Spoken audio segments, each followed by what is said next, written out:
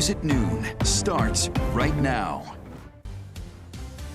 Severe weather will be back in the Denver metro today, leading us to issue a weather impact alert. Hello, welcome in. I'm Sam Shocker. Today's weather includes risks for hail and isolated tornadoes. The front likely won't hit most of us for a little while. Jaden Knowles is here with our 9 News Weather Impact team. Happy Tuesday, Jaden. What is the latest on this timing? Well, happy Tuesday to you as well, Sam. And we're talking really about 1 to 8 p.m. Now, this morning I did say 2 to 8. We kind of bumped that up as storms are starting to already develop out towards the west and move into the foothills. But so far, your impacts, large hail, gusty winds, and there is that possibility for a spin-up tornado later this afternoon, mainly towards the eastern plains. So far, though, I mean, temperatures are at 72 degrees right outside in our backyard here. And notice the tower cam behind that. You see the haze in this. It just looks sticky, soupy, almost like.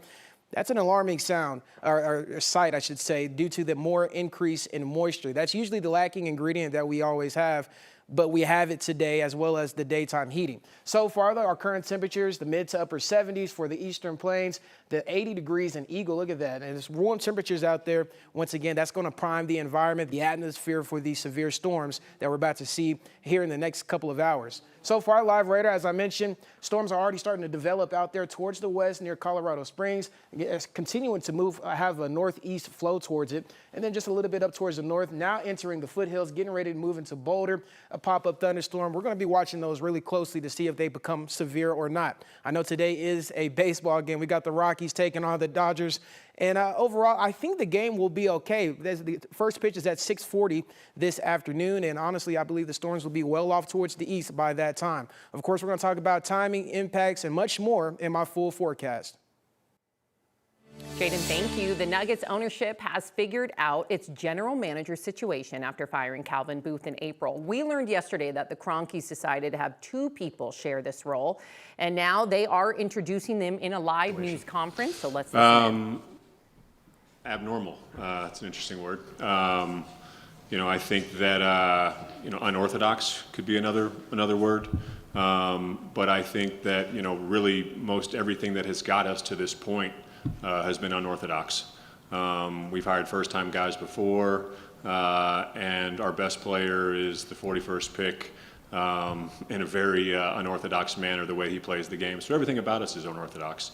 I think from a process standpoint, I think it was important for us as an organization and myself and my father to really slow down, take stock of what the organization really needed at this point in time, talk to a lot of different people from a lot of different areas and gain a lot of different perspective, both in the basketball world and out of the basketball world, and really kind of nailing down what the Denver Nuggets need, and that's the margins on the outside of our roster. And I think that both John and Ben complementary skill sets are really going to help us address those things in a creative way moving forward. Also for Josh, just sort of, could you shed some light on sort of how this system will work in terms of how the basketball decisions are made, who is on the phone with other teams in terms of negotiating on trades, contracts for free agents or extensions, that sort of stuff? How does kind of the layout of this? I think that they both will. I think that, from the outside looking in, sometimes people have a false sense of how things actually go down in the professional sports world. Sometimes that's owner talking to owner, sometimes that's president talking to president, that's basketball operations staff talking to basketball operations staff.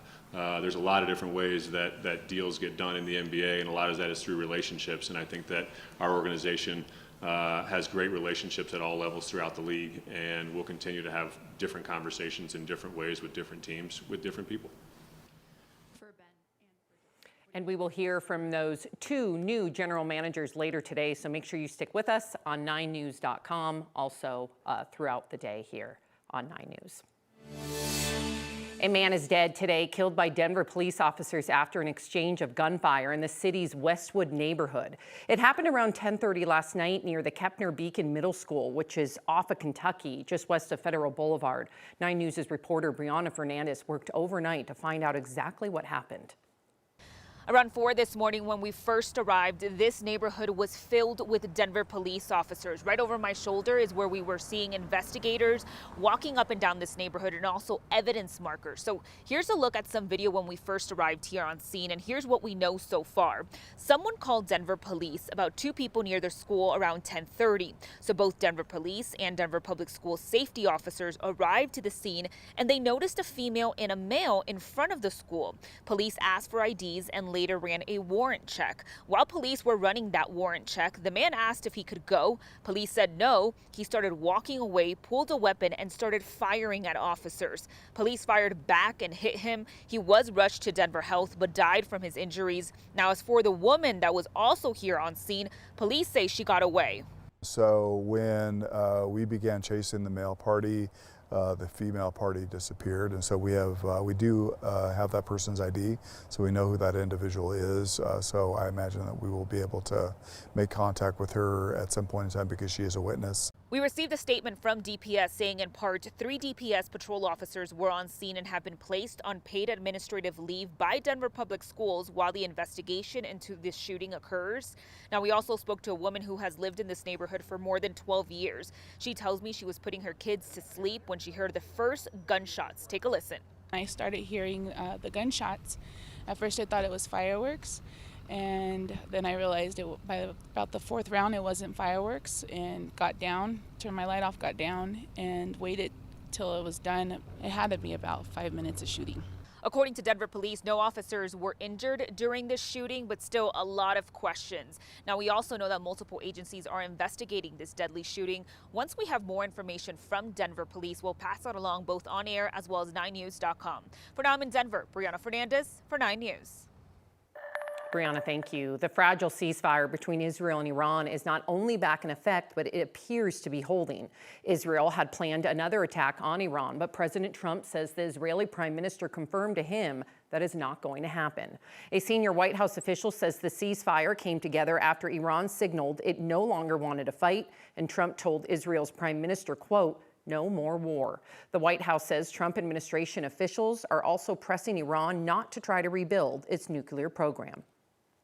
Back in Colorado, 2 people are dead after a plane crashed soon after takeoff on the western slope. A witness told the NBC affiliate in Grand Junction the takeoff from Montrose Airport yesterday morning looked good, but then there was black smoke. The Montrose County Sheriff's Office says it went down, then caught fire. The 2 people on board who were killed have not been identified, but we've learned both were men. The NTSB is now investigating.